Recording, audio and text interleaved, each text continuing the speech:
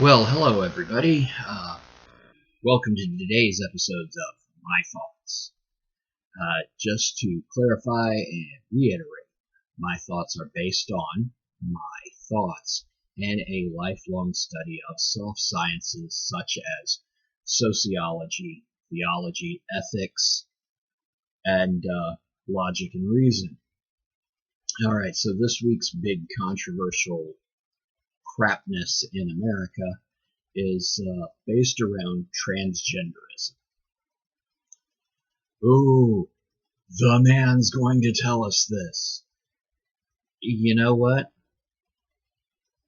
We're going to start with some basics. First, biologically speaking, there are two sexes, male and female.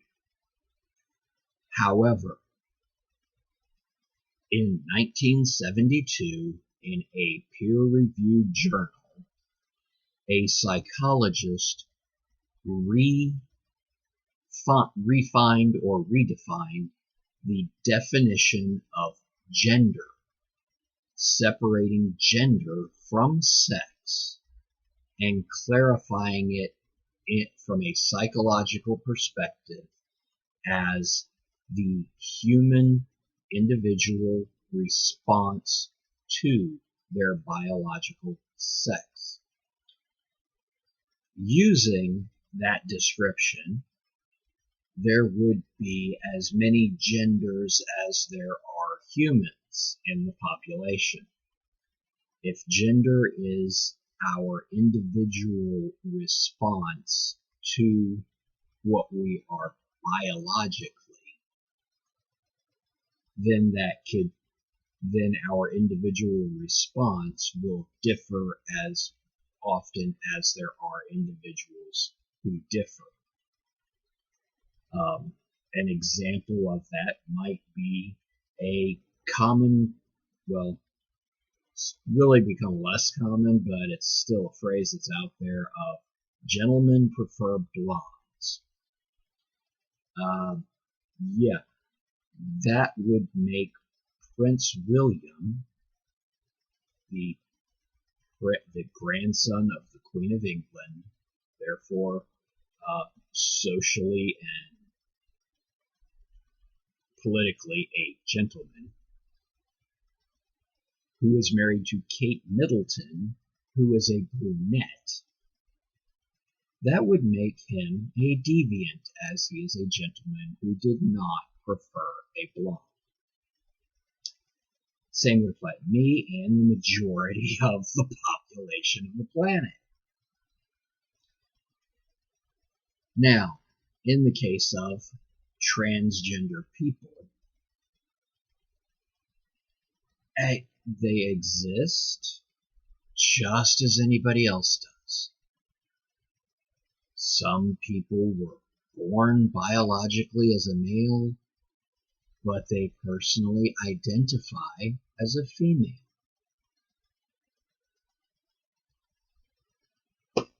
That's not my problem. That's their problem. It's their life. It's what they have to live with. The same thing as being gay. Some people will argue, you don't choose to be gay. Well, that's about as true as I don't choose to not like broccoli. Hey, I don't choose to be heterosexual. Actually, guess what? Yes, we do make those choices. We feel something inside as an individual. It's one of those things that makes us human. That makes humans a more unique species. Not necessarily better or superior to any other species, but different. We feel things and we respond to those feelings. And we can either choose to respond in a positive way to our feelings or to deny them.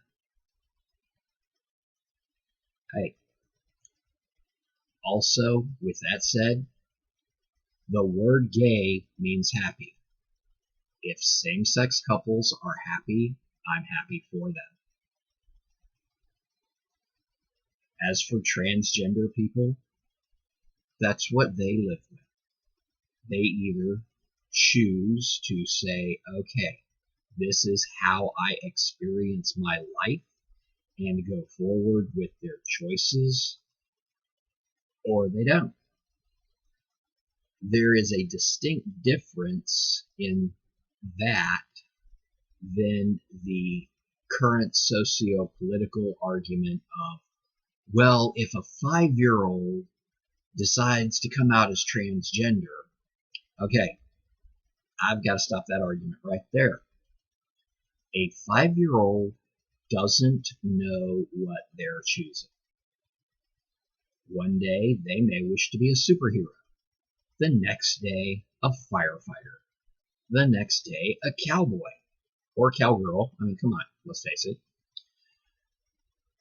They are not mature enough as an individual to understand the consequences of their choices and actions. Some people are also arguing that transgender rights have to be protected. Of course they do. How can anyone deny that a human being's rights must be protected? This Transgender Equality Act that states that people cannot be discriminated against for being transgender. Okay, two things. One, as a business person, why would you want to say, I don't want your money because I think you're different than me? From a religious standpoint, a theological standpoint, there are people who do not wish to contribute to same-sex marriages because they feel that violates their religious rights. And the same would apply in transgender capacity. Okay, my question for them is, did you tell anybody up front about your business? Does the government feel that they have a right to say, okay, we're going to deny the First Amendment rights to one group of people and require them to violate their religious beliefs in exchange for protecting another person's rights to exist? Okay, that is where there is an issue. However, when it comes to rental property, food purchase, medical care, in what capacity does that have anything to do with a person's religious beliefs? Hey, not my harm, not my foul. However, everyone's rights are to be protected, even if they want to discriminate against someone for something. But they have to be able to do it in a legal way. And renting property is far from being a closely held religious belief. Follows on the other issue of being able to go to the bathroom. Let me point out something. In all of these controversies, do you ever find a transgender man that's a woman, a female, to make it really a paternalistic statement, that's the little girl who wants to become a little boy? Do you ever hear of them wanting to go to a public shower, a public locker room?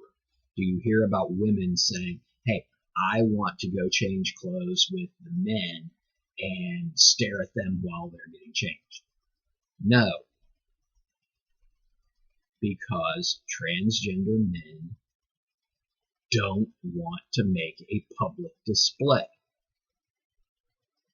Similarly, if you interview actual transgender women, an actual transgender woman, that's once again using the paternalistic, the little boys who want to become little girls, actual transgender people don't want to go get in the shower with the girls. What you do find are a bunch of creepy men who want to go into the little girls' bathroom and shower in front of the girls. The 16-year-old boy who spontaneously says, "Hey, coach, I saw this new girl who arrived. I'm transgender. I want to go shower with her." Okay, that's called sexual predator. That is called a sexual predator. That is not called a transgender person. Even transgender people should be offended by that, because that is a sexual deviant who is using someone else's individual personality as an excuse to be able to prey upon potential victims. Transgender women don't go hang around in bathrooms watching people coming and going. But the guy with the mustache and beard who puts on a sundress and stands around in the bathroom with his cell phone camera out is not transgender. They are trying to use a false excuse in order to prey upon victims. That has to be addressed. Personally, I don't like public restrooms at all. I don't like public showers. I don't like any place where I have to get naked in front of other people. Or other people get naked in front of me. That's my personality.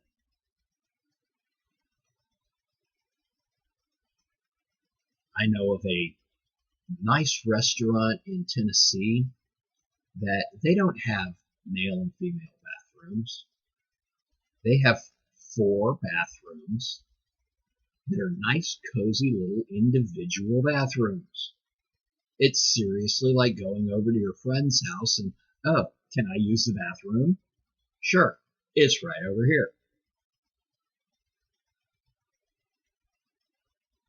If a parent had to take a child, adequate spacing. As for public showers, when are we as a species going to get over the, "Hey, let's all get naked and wet together"?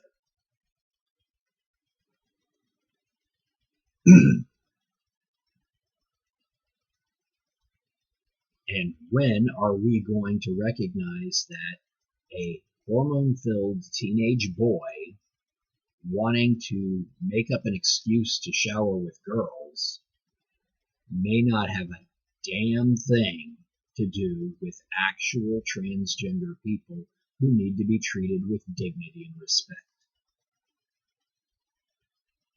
And you see, all of this goes back to the fact that in 1972, a psychologist redefines the word gender and didn't bother to tell anyone. Yes, it was published in a peer-reviewed journal, which means that a number of other psychologists who were actually subscribed to that magazine and interested in reading that article would have known about it. As for the rest of the mainstream world, nothing. What we have 50 years later is parents saying, "I don't want some pervy guy trying to scam on my little girl." And transgender people saying, "I just want to be able to go to the bathroom in peace." And both of those share the same argument, that human beings who are not being predatory need to be able to go to the bathroom in safety and peace. Transgender people are not predatory deviants. The majority of predatory deviants are allegedly heterosexual males. But that's statistics. You can mix a statistic to read a lot of ways. However, the majority of sexual predators are male. It doesn't mean that all males are predators. It doesn't mean that a transgender woman like Rachel Levine is a predator. It just means that they are trying to exist in peace. Just like Joe Schmoe and his wife Jane wanting to protect their little girl. They just want to live in safety and peace. Rules exist because there are people who will not leave other people alone.